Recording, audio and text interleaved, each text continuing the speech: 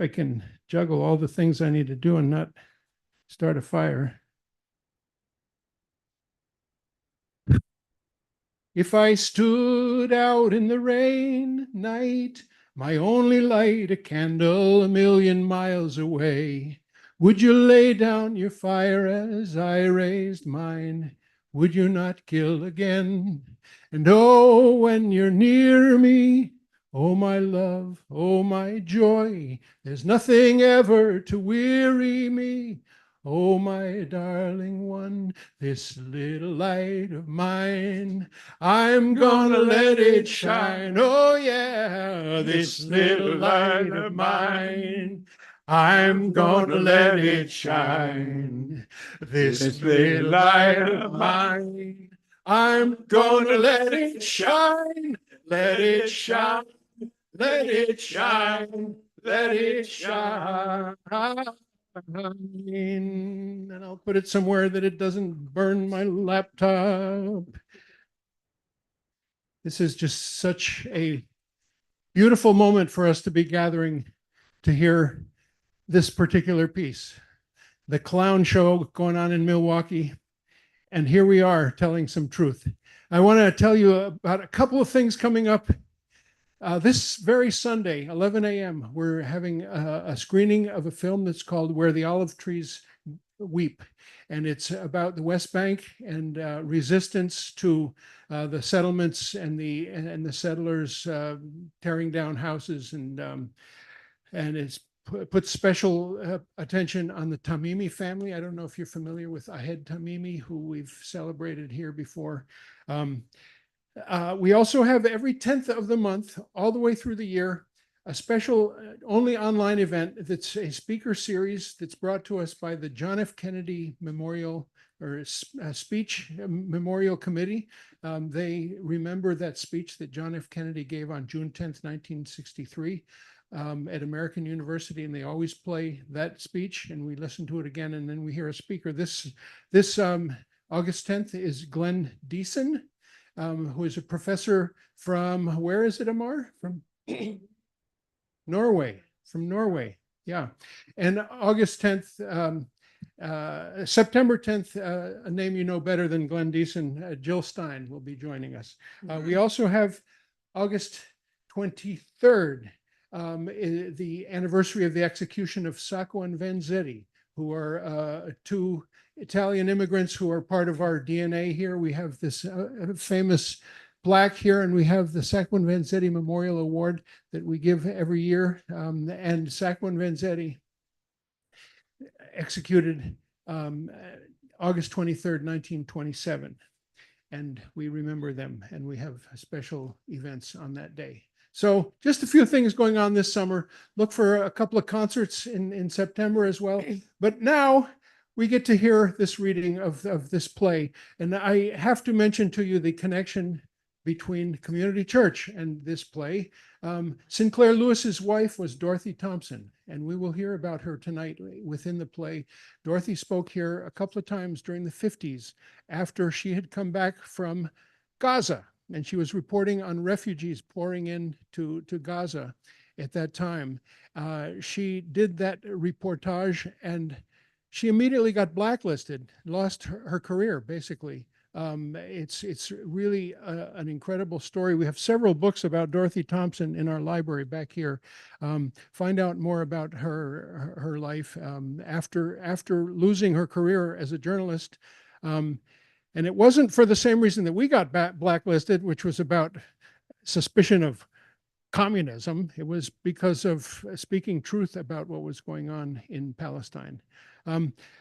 It can't happen here. I give you David Gullette to introduce these wonderful cast of players. We're honored by your presence, folks. Oh. You have your own name. Thank you, Dean. Thank you very much. It's a delight once again for the Poets Theater to be back at the Community Church of Boston, a place that we really value and treasure. We don't have a program, so let me just introduce briefly the members of our cast tonight. On my far left, but never left enough, Robert Scanlon, who is the artistic director of the Poets Theater. Then a new friend, Daniel Boudreau, who was one of the founders of the Praxis Theater Company, a political theater company. And to my right, Joanne Baldine, who is the president of the board of the Poets Theater. And finally, my old friend, Doug Lockwood. We acted together with the Actors Shakespeare Project. These are wonderful people with wonderful voices. Sinclair Lewis was the first American to win a Nobel Prize in literature. And he has been called the conscience of his generation. The generation in question is the 1920s and the 1930s in the United States. His novels, which were very popular at the time, include Main Street, Babbitt. I think Babbitt gave birth to the adjective or the term Babbitry. Elmer Gantry, and of course, and also Dodsworth, and of course, in 1935, a novel called It Can't Happen Here, which the following year, 1936, Sinclair Lewis turned into a play, which was performed many times. 1930s, of course, we know. That's when Mussolini was happening in Italy and Hitler was happening. Didn't Hitler kick Dorothy Thompson out of Germany for being impertinent? What does the it refer to in It Can't Happen Here? In a single word, the word is fascism. Yes. In the novel of It Can't Happen Here, one of the characters turns to the main protagonist, whose name is Doremus Windrip, and says, "Why are you so afraid of the word fascism, Doremus? It's just a word. It's just a word. Might not be so bad with all the lazy bums we got panhandling relief nowadays and living on my income tax and yours. Not so worse to have a real strong man like Hitler or Mussolini, like Napoleon or Bismarck in the good old days, and have them really run this country and make it efficient and prosperous again. In other words, have a doctor who won't take any back chat, but really boss the patient and make him get well, whether he likes it or not." This is America in the 1930s, some voices.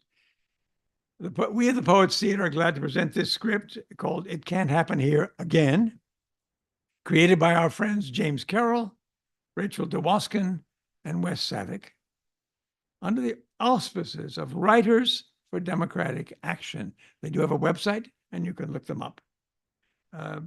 Dean has already mentioned that this today, 19th of July, 2004, this play is being presented in 75 different locations around the United States. So we find ourselves in solidarity with our brothers and sisters around the country. It's a national event, and it's up to us to declare definitively that it damn well can happen here.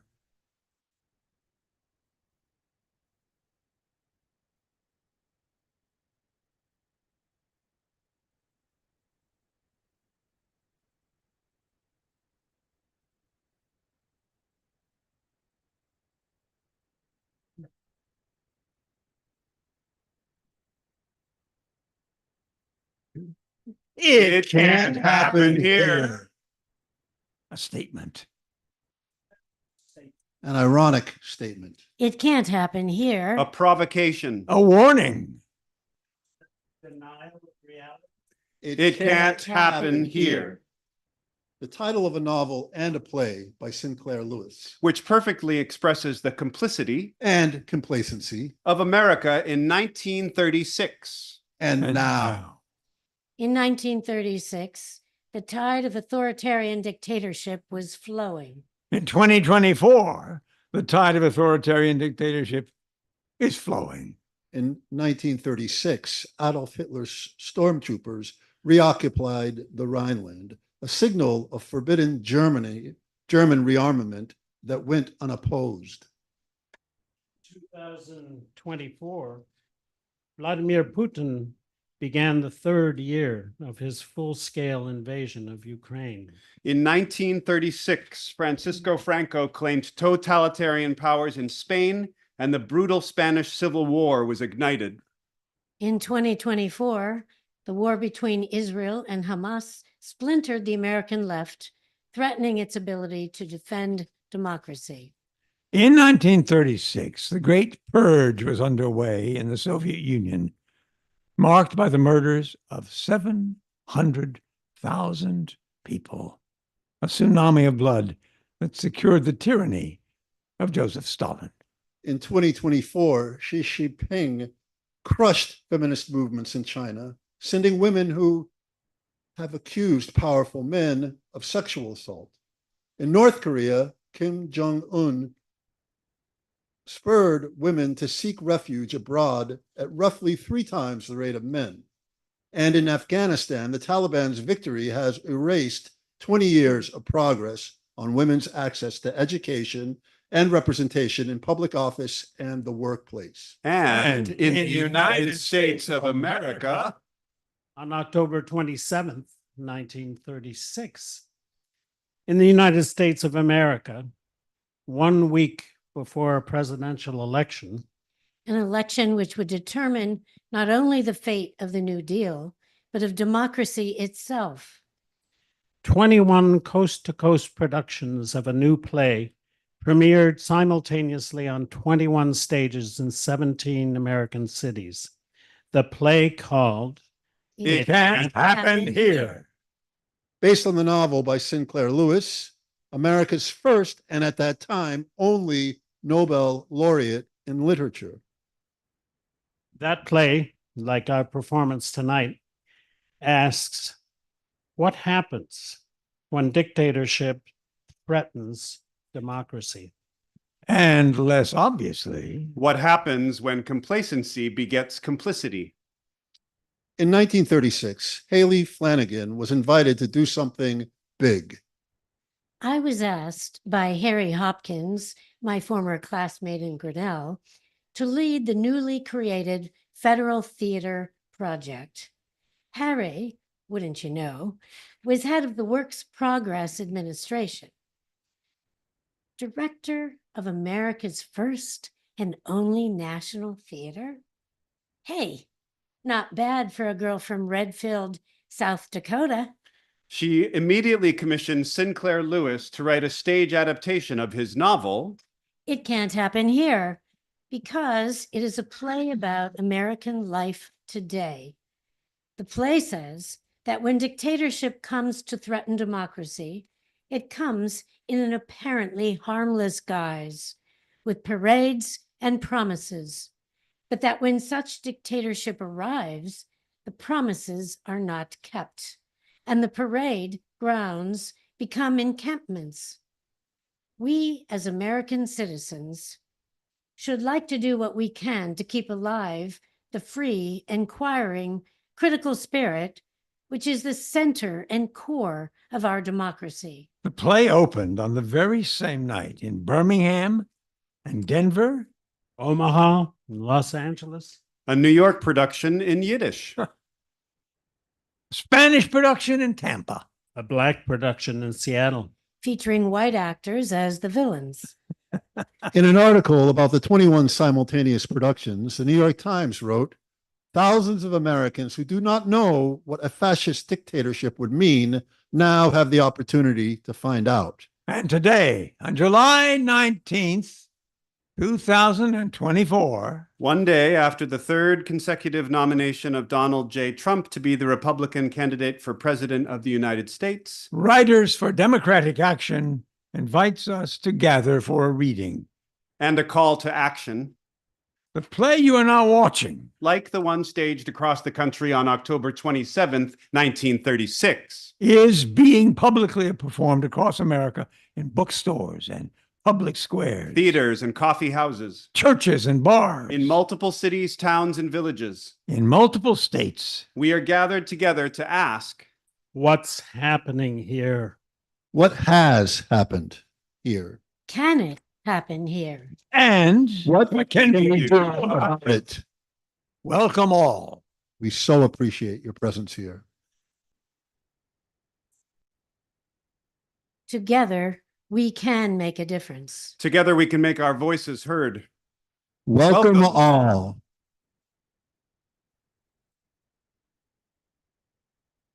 The protagonist of Lewis's play is a small town newspaper editor named Doremus Jessup, the Daily Informer, Beulah Valley, Vermont.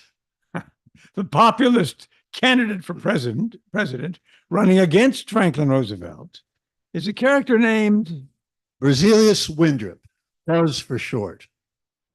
on the campaign trail. Buzz Windrop makes a speech. I'm a common man, a plain man, damn near as plain and common as Abe Lincoln, that old Virginia hick farmer. George Washington, who chased the redcoats from the land, by golly, with a pitchfork.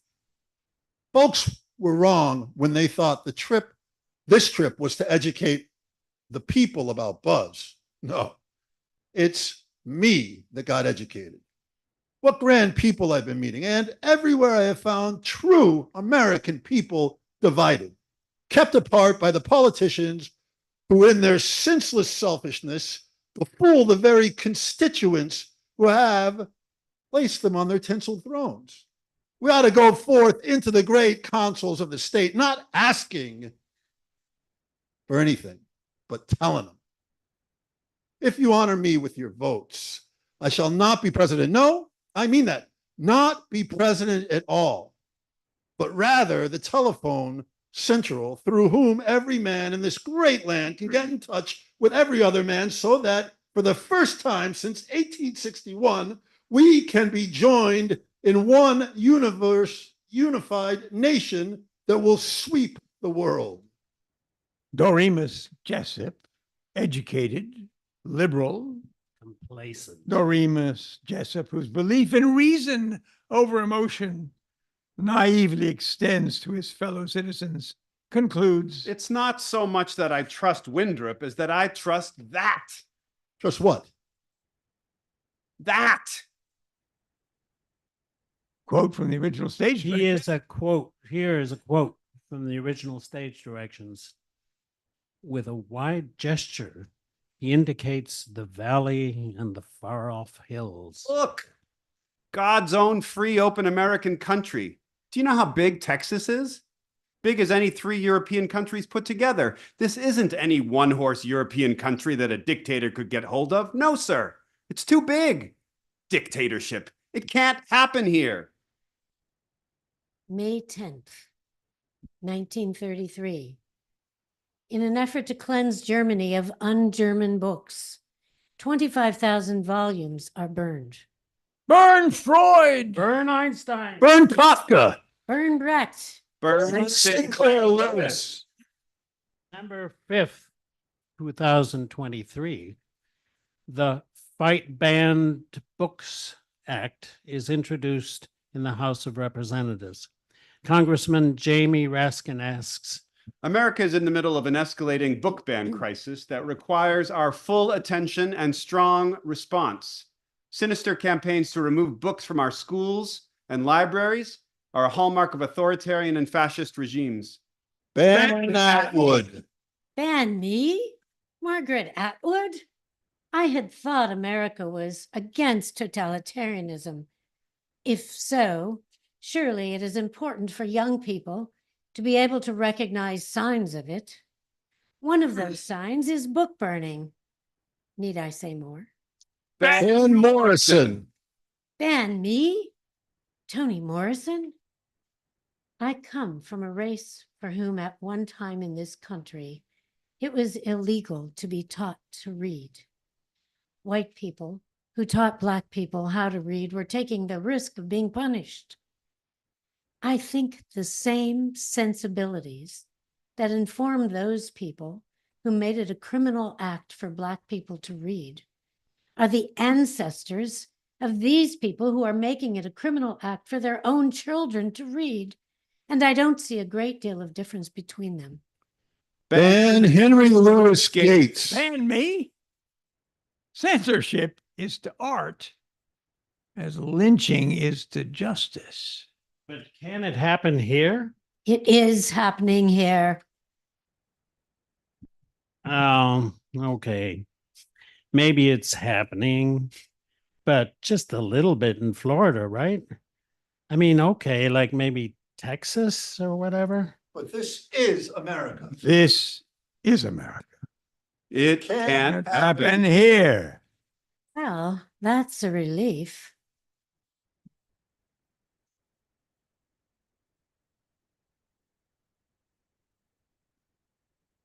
November 12th, 2023, at a rally in Claremont, New Hampshire, The former president of the United States, campaigning for his third consecutive nomination to be the Republican candidate for president, We said, pledge to you that we will root out the communists, Marxists, fascists, and the radical left thugs that live like vermin within the confines of our country, that lie and steal and cheat on elections. The threat from outside forces is far less sinister, dangerous, and grave than the threat from within.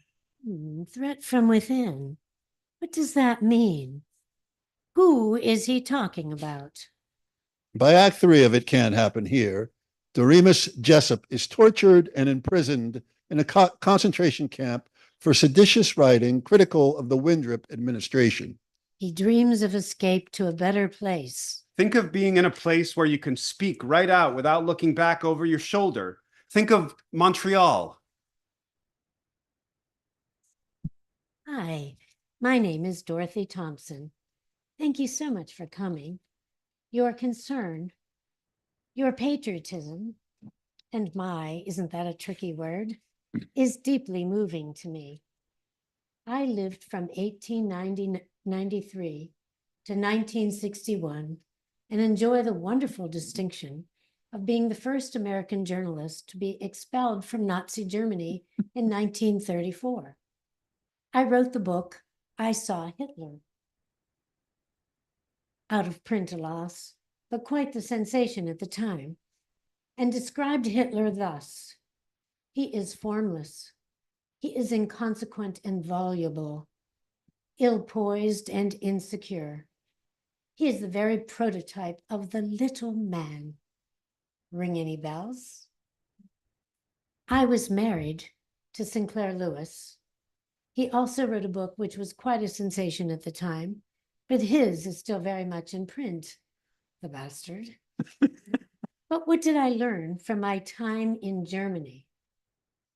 When our dictator turns up, you can depend on it that he will be one of the boys.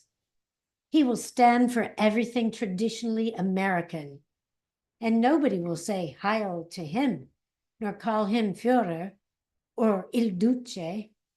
They will greet him with one great, big, universal, democratic, sheep-like bleat. Okay, chief. Fix it like you want it, chief. Okay.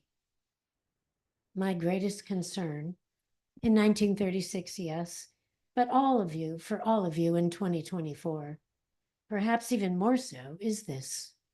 You have moved so far away from an informed public to a persuaded public. When liberty is taken away by force, it can be restored by force. But when it is relinquished by default, it's your own damn fault.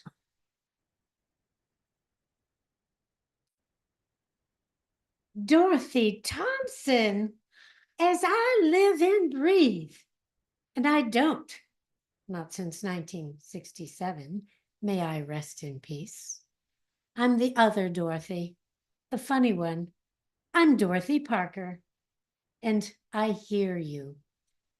When editors asked me what I was doing to combat fascism, I could only answer, not enough.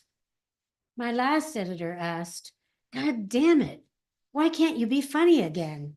In 1936, Dorothy Parker helped found the Hollywood Anti-Nazi League. When she died in 1967, she bequeathed her estate to Martin Luther King Jr.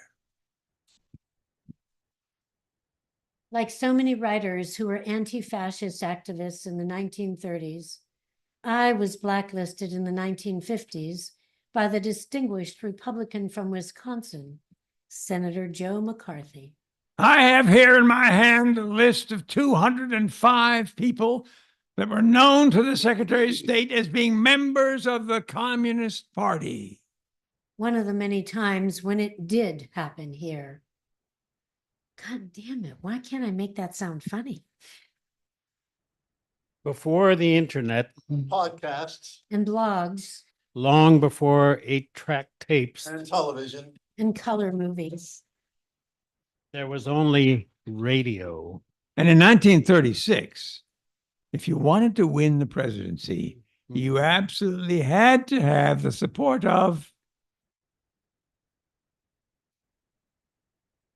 Father Charles Coughlin, the radio priest, Demagogue and master of the medium. reaching a quarter of all Americans every single week. In the play, Lewis calls him Pastor Paul Peter Prang. Today, we might call him Fox News.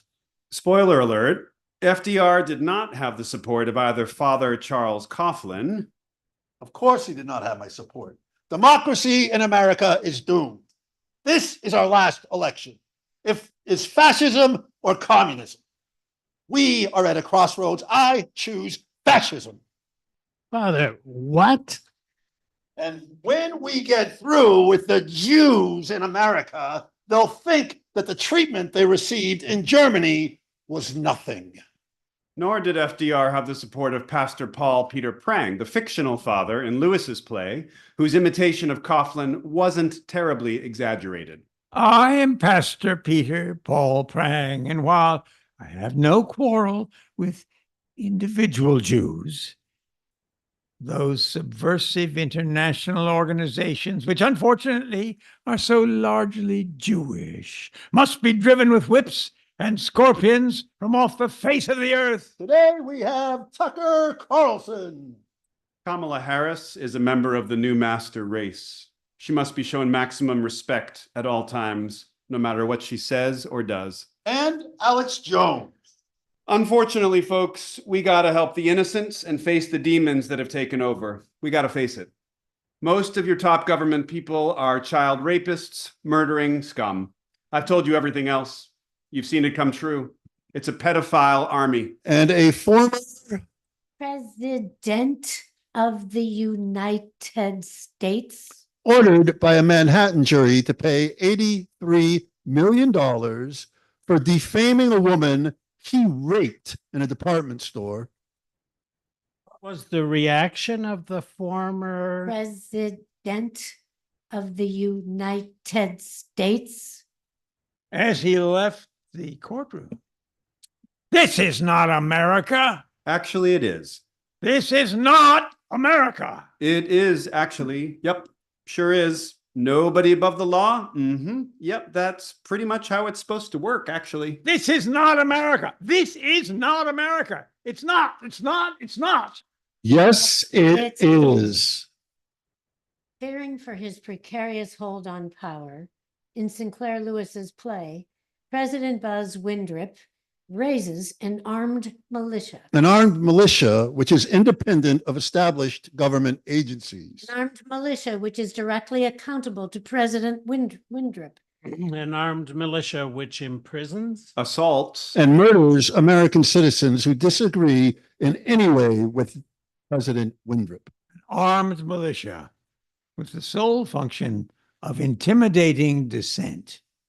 In Sinclair Lewis's fiction, they are called The The Minutemen. Minutemen. In America in 2024, they are called Army of God. Boogaloo Boys. Oath Keepers, White League. Proud Boys.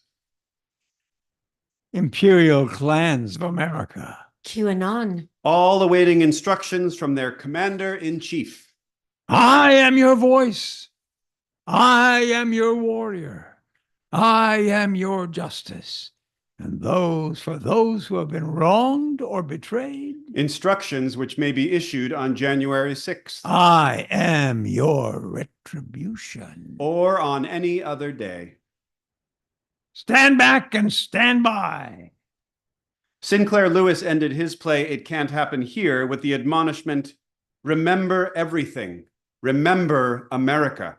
But what America exactly are we to remember? In the America I remember, I can check out any books from the library and read all the possibilities. I imagine freely. No books are banned or burning in the United States in the America I remember. In the America I remember, I can seek help when my body and my future are in danger. I have choice. I remember never having a lockdown drill, never having heard the words school shooting. I go to school unafraid in the America I remember. The America I remember opens its golden doors and cries, give me your tired, your poor, your huddled masses yearning to breathe free. I remember all of our votes being counted, fair and free elections being fair and free. America, I remember. Remember with us. Remember everything. Remember America. But how? How are we going to do that? Walter Winchell here.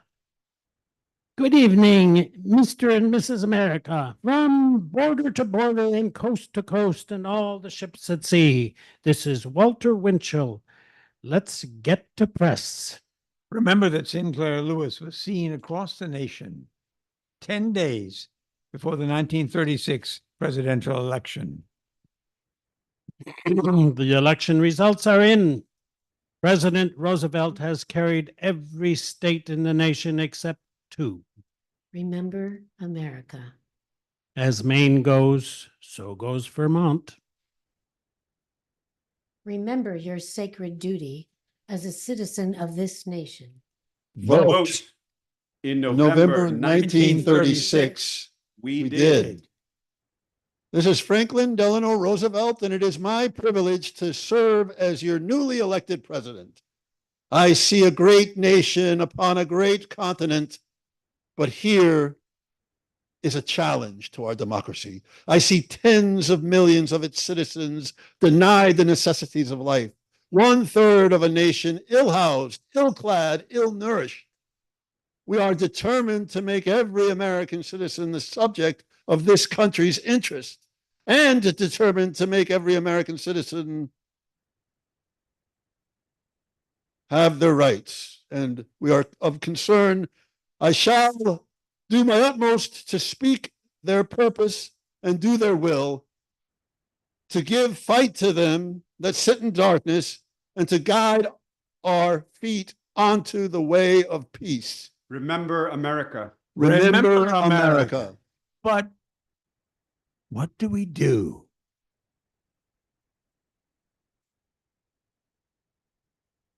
Pay attention. Get involved. Ask a question. Read. Listen closely. Give respect. Think. Say their names. Believe women. What do we do? Act. Open your mind. Get the facts. Vote. Vote. What do we do? Vote. What do we do? Vote. What do we do? Vote. We are the writers for Democratic Action, and we approve this gathering. Thank you for coming.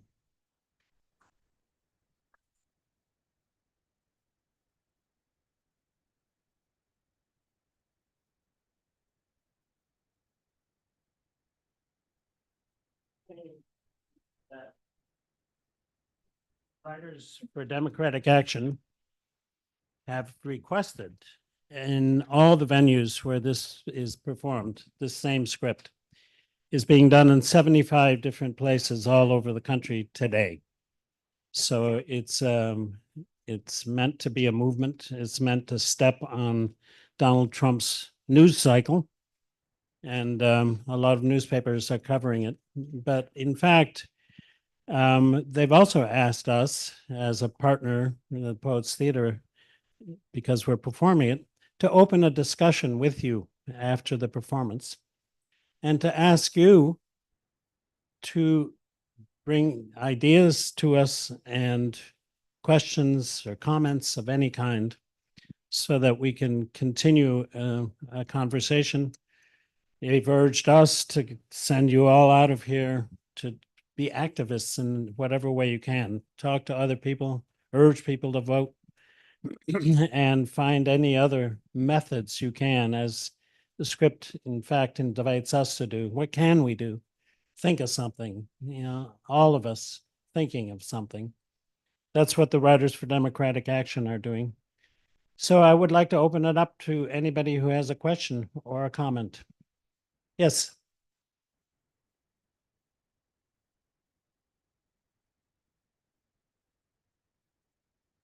Among the things that we could do, I didn't hear you necessarily mention donate. And there's plenty of ways and all. It's easier to do. The other thing that often we're doing and can be done is write postcards to voters or unregistered voters in the swing states. Also, while I have it, I don't know if I should say it or not. We really have to have a new candidate, and Biden can retire and have his legacy be great. If he stays in, we're going to lose a lot more than just the presidency is what I'm afraid of.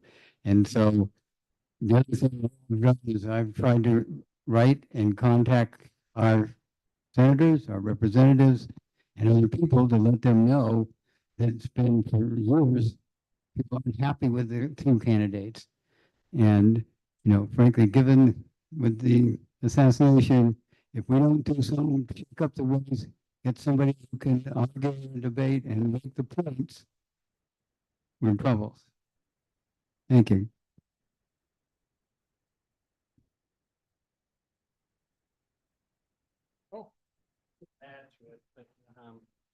My comment is that I was struck last night. I watched that horrible speech, and many people's reaction was that, what the hell? This is the biggest gift the Democratic Party could get, is that horrible, rambling speech. And afterwards, there was a sense of maybe we should all get over our defeatism and our fear that there's no way to beat this man. There's no way he can't be beat. So I agree with you, and I think there will be some reckoning with Biden, and that's pretty universally felt. But I'd vote for him if he was dead. I agree with you. I had the feeling after seeing that speech that he's beatable, which I hadn't felt before.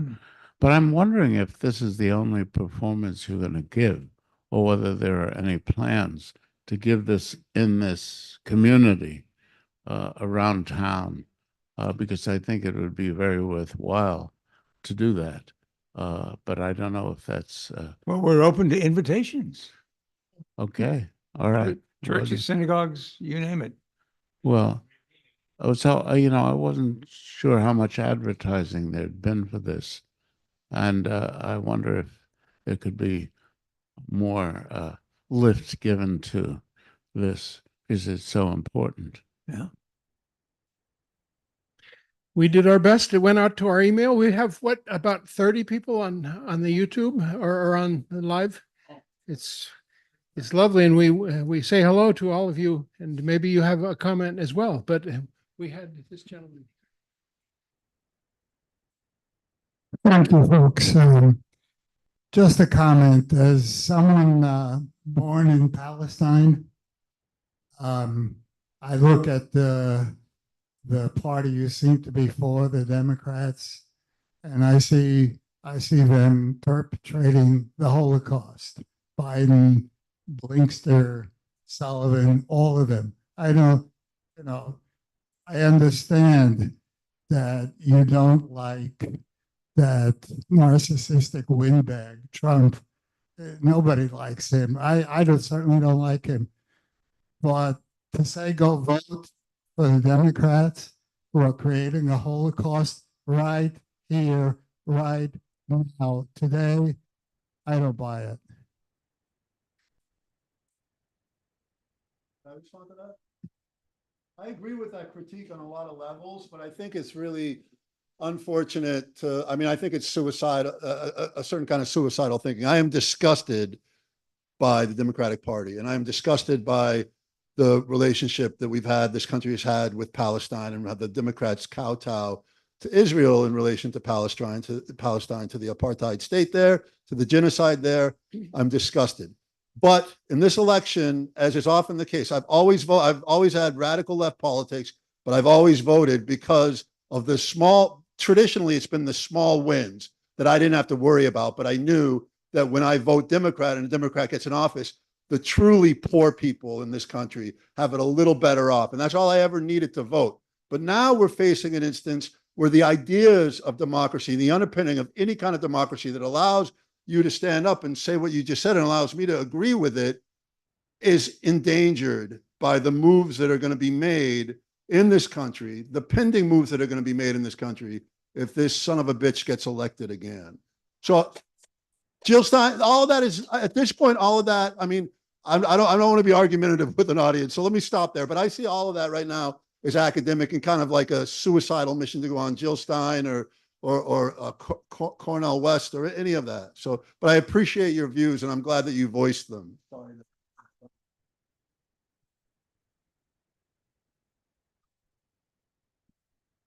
I really appreciate what you said about Palestine. I'm going to look at it a little bit differently. I've been against the expansion of NATO for 30 years, ever since the breakup of the Soviet Union. And I've got to say, under Biden, under the Democrats, the expansion into Ukraine, in my mind, is heading us right for the precipice. I think of both the Republicans and the Democrats at this point. I'll take a phrase from George Galloway in England. They're two cheeks of the same backside, and that's the military-industrial complex, and it's taking us right downhill.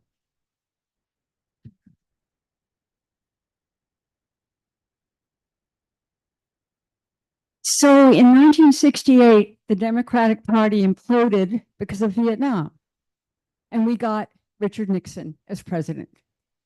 Just saying, Richard Nixon is not Donald Trump, was not Donald Trump. That's the first thing I want to say from history. The second thing I want to say from history is that Ralph Nader got 30,000 votes in Florida in the year 2000. He lost Florida. Gore lost Florida to Bush because of the Supreme Court and because of Ralph Nader. Jill Stein has a lot of good things about her, no question. And the Democratic Party is corrupt. The Democratic Party has its own wealthy donors. The Democratic Party is part of a capitalist system. This is all true. On the other hand, Biden and the Democrats have done more and will do more. And with Trump as president, forget about anything good in Palestine. Yes, absolutely. A man should be careful about saying that, right? In terms of like, don't go there. the changes on the Supreme Court and the changes in reproductive rights is like a big one. Just starting with that. Climate, guns, voting, democracy. Right. Tax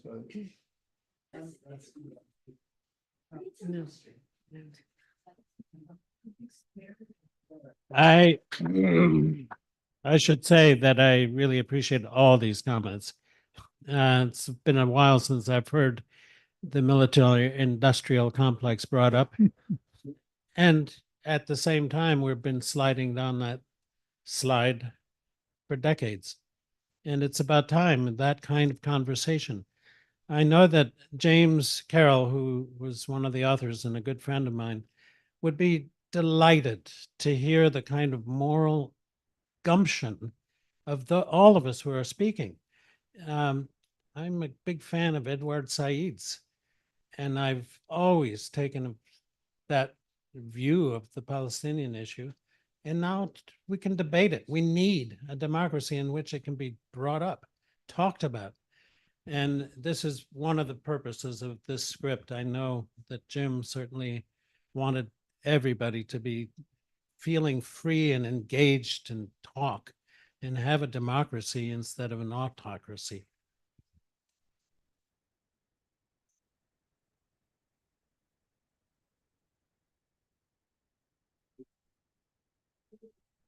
Just another political point of view that I was going to mention about Florida too. For Green Party, the system is set up with the Electoral College, winner take all, that it is a wasted vote voting for anybody. But I can see why you may or may not want to.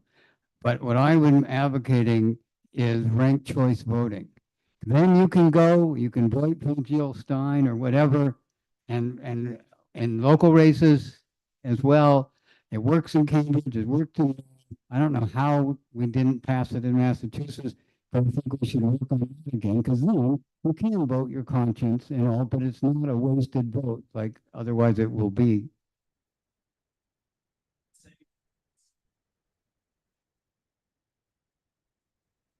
Right. Real quick, I just wanted to mention that most people, most Irish Americans don't even know that Ireland was neutral in World War II because they had that much disdain for England, and they just, Hitler's going after them, that's fine. So with that in mind from the gentleman right here, if you're not from Palestine, if I was from Palestine, you have to take the attitude of the people who are being affected. And if you lived in that, you can understand it, just like you can understand some people who decided to vote for Trump because it comes down to what's happening in their little farm, wherever it is. And you have to take it very personal, and where it's personal, and what's missing a lot is critical thinking that's gone from all of the political discussion. And when you dig down to it, why is that man angry? It's basic politics. It's grassroots politics. That man's angry because he had a job, he lost it to some other guy. Why did he lose it? That's all that man cares about. This gentleman right here, if I was him, all I would care about is Palestine. How dare they do that to my town? And you have to understand where people come from. That's all I want.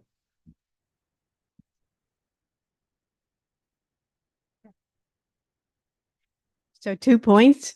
I just noticed all of our age, and we all have younger people in our lives, and we need to address them immediately because we'll be gone. I'll be gone, and they're going to be the inheritors of what is left.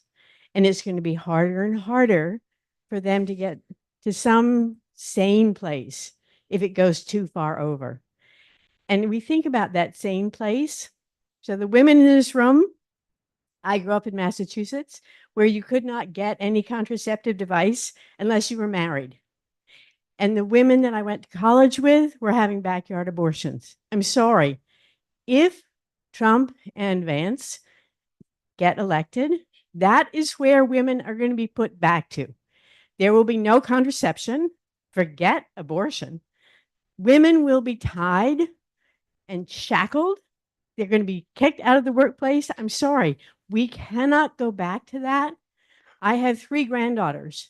That's not the world I want to give them.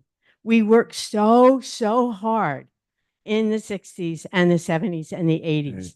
So to even think about going back to that, to embrace in any way what Trump and Vance have to offer, is just a road to destruction for our children and our grandchildren.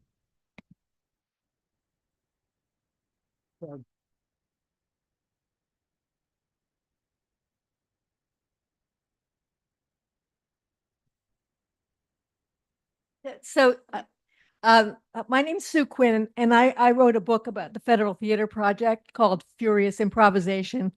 And I told this story. And Danny and I, my husband and I, have now written a play, which is going to be premiering in March in New York, called Enter Hallie, about Hallie Flanagan.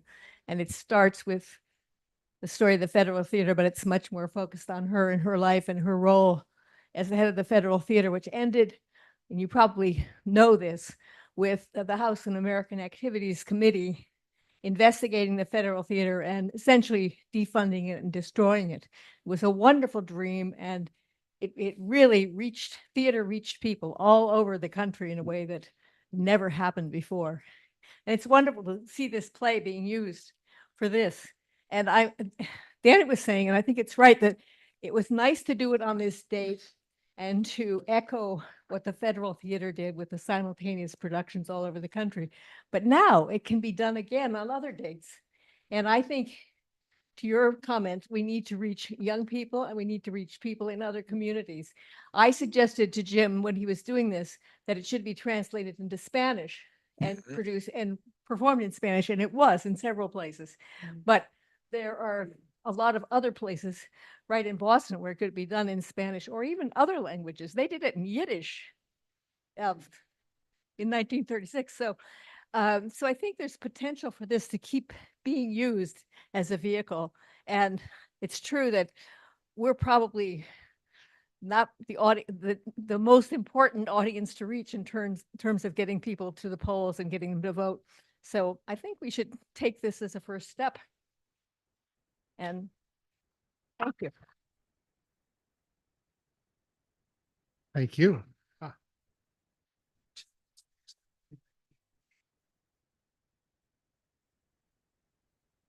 I think back to the time when Trump was elected, and I always think back is what was the role of the press in getting him elected?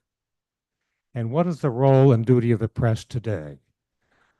I think there is a complete lack of candor in the press that when you talk about Trump and some of the statements he made in his speech last night, that they don't call him to task on that.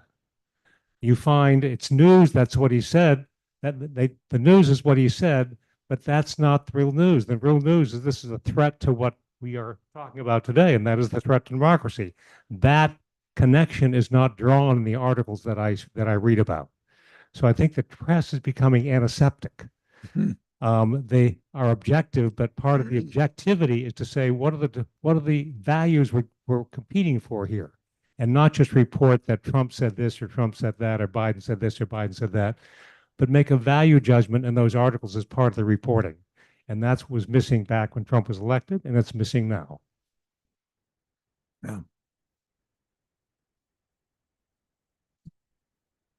Yeah, I just want to say that it scares me to death, although I appreciate the debate, to hear people in this room saying that it doesn't make a difference if Trump is elected, and to think that the people on the left and progressives splitting into factions and people that are not going to vote scares me to death as much as having Trump. So I hope that people will think a little more and examine their consciences, or voting for a third party, which is, that we on the left could elect this monster. That is a really scary thought. I hope people will think twice, as much as we care about our various causes in Palestine, and I'm totally with you. It does make a difference. And that's one of the points of this play, I think. So think again, please.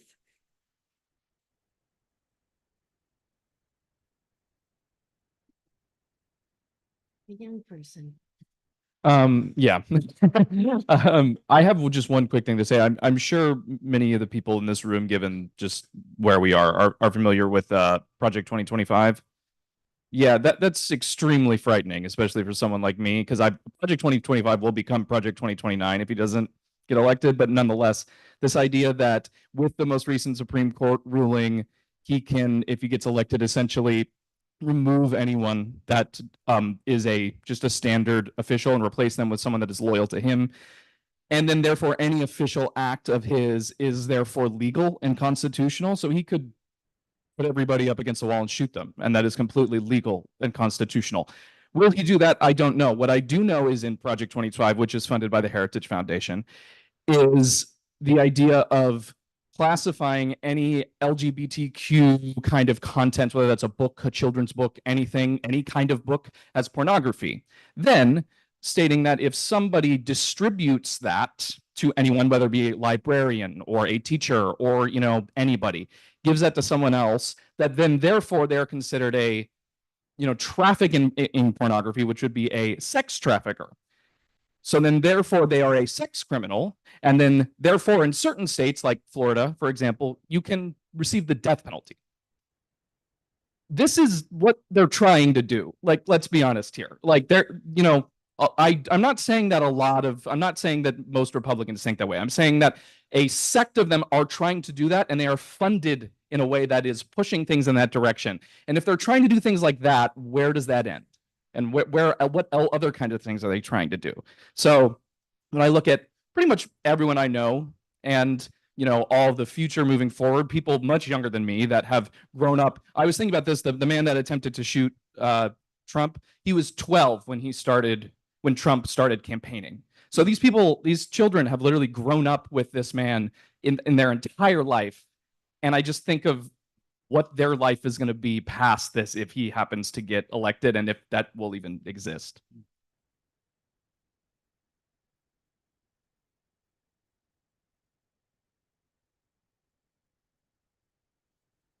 You know, I appreciate everyone's comments. I'm still back at how this thing can have legs.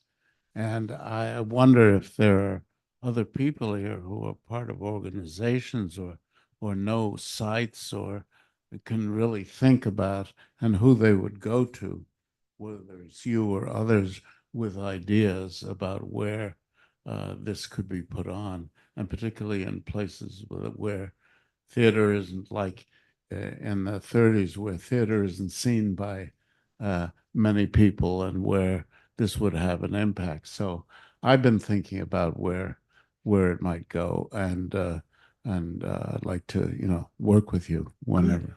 Good.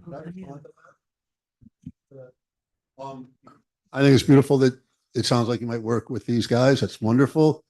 So this next thing I say, it's like not a it's not an indictment on the work that Poets Theater is doing. But this play, I don't think personally, I think it's great. Personally, I love the history of the left in the 30s. I love the history of the arts movements, a popular front in the 30s. That's my, you know, mother's milk in college. I gravitated towards that history a lot. But I don't think this play necessarily is the one that we want to bring to other to bring. I mean, I think it's great. And it's wonderful to pull people together that might have some of this history and understand and connect to it. But I think that it, and I don't want to like demean any possible audiences, but it has a chance to sort of speak over people's heads in terms of the kind of cultural knowledge that most people hold on to. And I think the plays written more specifically, I love the idea of like re-energizing the kind of theater that was being done in the 1930s. And this is going to sound like a plug, but I do have a theater company called Praxis Stage. And we've often done things, you know, we target different communities. We've done a lot of things in Roxbury and in Dorchester and different found spaces throughout Boston. I have to admit we were laid off for COVID for a while. And then our last couple of shows and the show right before COVID, we started inching towards more traditional theaters. But I have experience in sort of like targeting areas and bringing in audience. And I'm not making a plug for myself. In fact, I'm going to run out of here so that you can actually talk to these guys, because this is their thing, this event. But I just wanted to say that I think there's a good piece. I think it's nice for us to hear and listen to and reflect on. But I don't think it's the right piece that we want to think about. And I don't mean to disagree with you, sir. I'm not sure if it's the piece that's going to spread into communities and have the kind of impact. Daniel and I have discussed our own disappointments with, you know, the script and who it's talking to, and will it reach the people we really wish we could reach. I was very encouraged by your original statement that we should do it elsewhere. And I can only speak on behalf of the Writers for Democratic Action. They wrote this to trigger other people to write something better, or to do whatever they think is the next step. I mean, to keep moving, all of the writers. I mean, you two are writers, and you've written about Hallie Flanagan. Do you have Cherry Jones lined up for this? She did a spectacular thing that's available on YouTube about Hallie Flanagan. And already, if this script got that kind of energy back and brought up these subjects, then it's done its work. And I think David would agree with me, we would do it anywhere if it starts the kind of conversation we've had. It's a very engaging conversation. It makes me feel that we've really done something, whatever the misgivings might be about this. But it also creates, if you have misgivings about it, write a better play. Write a better play for a younger audience. And let's figure out how we can all, that's what all the writers involved in Writers for Democratic Action are doing. They're sitting around and then finally somebody does something. And now this is already being done in 75 different places, hopefully eagerly discussed after it. And I'm going to be working with Daniel, actually, myself at Praxis Stage Come Company. see The Arsonists opening September 5th, Chelsea Theater Works. Because I love their work and I think they're doing terrific work. All of it is outreach, public cultural outreach. And that's really all that we could have hoped to do. And we're really grateful we got this audience. And we are honored that you chose Community Church to vent this piece. Is that the right word? There's and I hope we can do it again, maybe right before the election. Sure. They do want us to do it again. Writers for Democratic Action literally would like all the companies and more to do it in October, just before the election, late in October. How about right here on a Sunday morning? Sure. I think we could make that happen. Bigger place. I mean, why don't we send a piece of paper around and anybody that wants to be involved on a level of sponsorship or any kind of sponsorship to the Poets Theater. We can do a bigger show than this. We can put something on. I understand the ground floor is empty right now, and I know that's probably a headache for you, but maybe we can do a found space thing right there on Boylston Street in the storefront downstairs. I mean, there's lots of things that can be done, but it's always with the theater.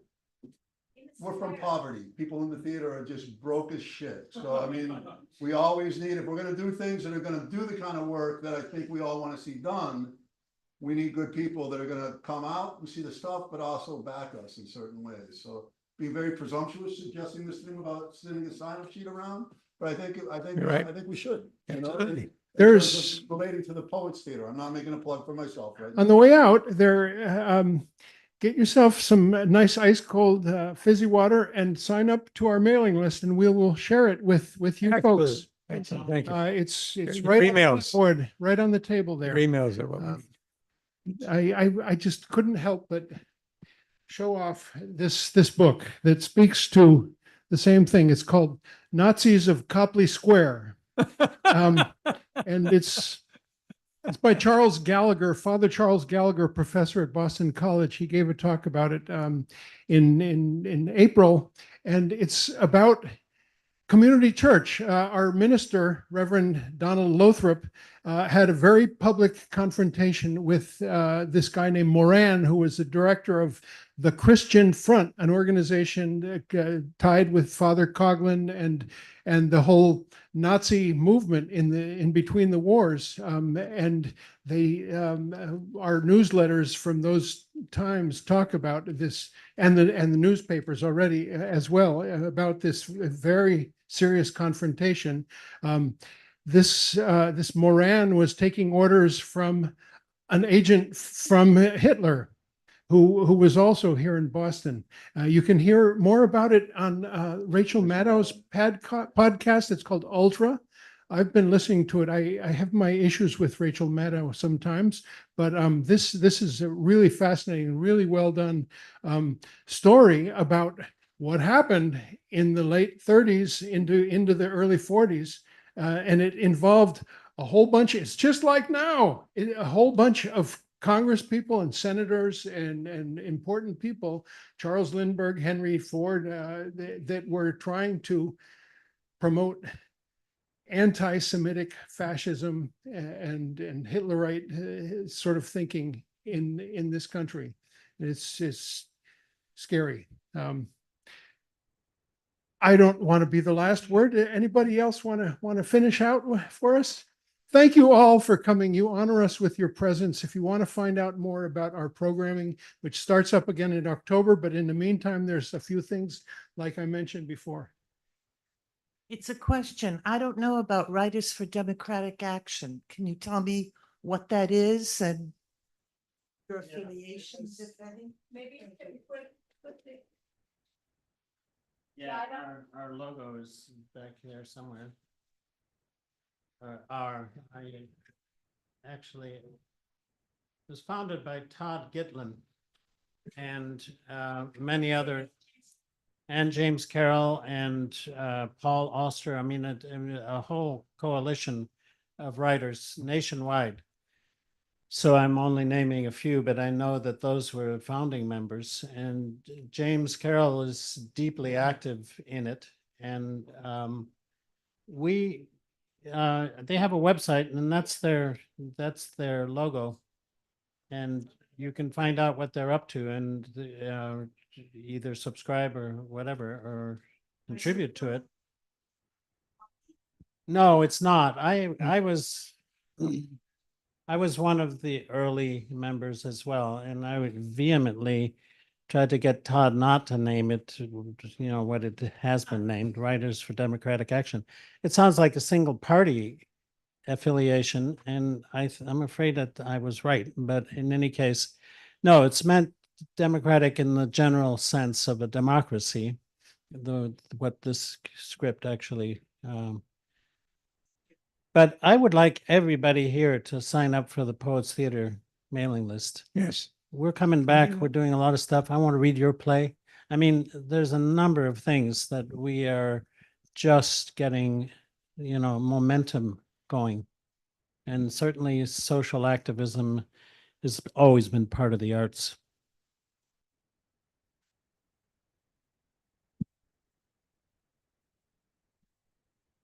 Thank you. And let's all go out and do good work and get into good trouble. That's what I say.